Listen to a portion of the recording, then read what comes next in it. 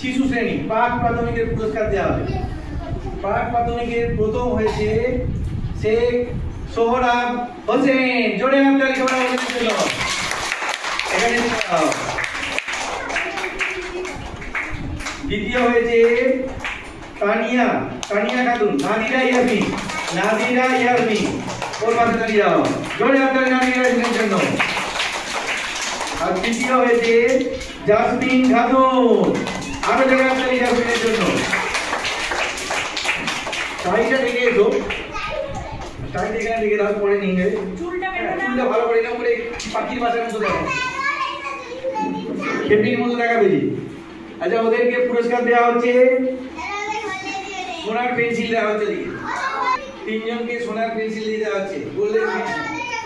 ঠিক আছে, এটা প্রথমে সোহরাব হোসেন, জোরে হাততালি।